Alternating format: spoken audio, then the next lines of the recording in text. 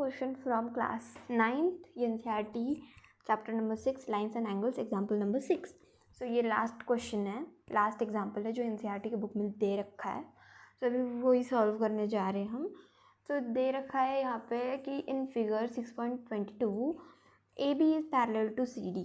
ये जो AB है ये CD के पैरेलल है. CD, हाँ CD के मतलब सेम ही हो गया, CD के पैरेलल है.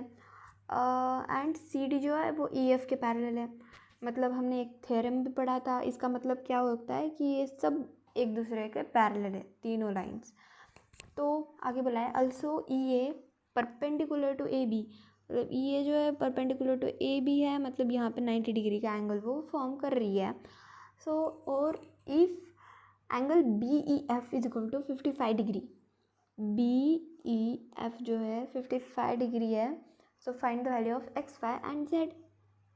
तो हमें सिंपली एक्स वाई और जेड की वैल्यू फाइंड करनी है. सो देखो यहाँ पे हमें क्या बोला है कि ये जो एंगल लाइन है एक दूसरे के सभी पैरेलल है.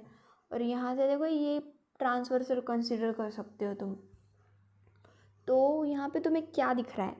कोई इंटीरियर एंगल नहीं दिख रहा. यहाँ पे कोई इंटीरियर एंगल ऐसे फॉर्म होगा बोल के.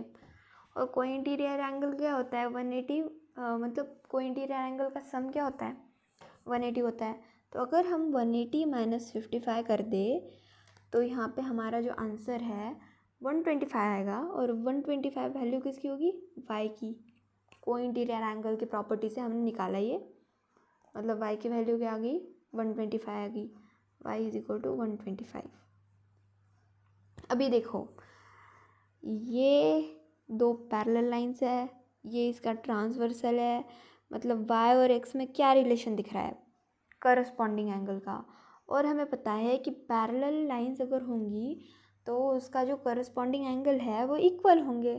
तो अगर y की वैल्यू 125 डिग्री आ रही है तो x की भी वैल्यू क्या आएगी? 125 डिग्री आएगी. x की भी वैल्यू 125 डिग्री आ गई.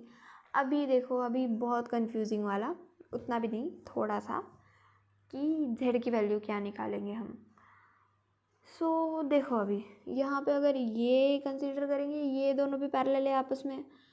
और यहाँ से एक ट्रांसवर्सल समझ लो, है ना. तो स्ट्रेट लाइन समझ लो. मतलब यहाँ पे अगर ये 90 डिग्री का एंगल फॉर्म करिए, ऑफ कोर्स यहाँ पे भी करेंगे अगर ये पैरेलल हो रही है एक दूसरे के.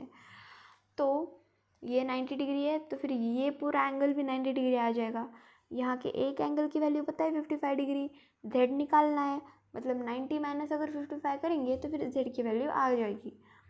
तो हम क्या करेंगे? 90 माइनस 55 करेंगे. 90 माइनस 55 मतलब जेड की वैल्यू क्या आ गई? 35 डिग्री.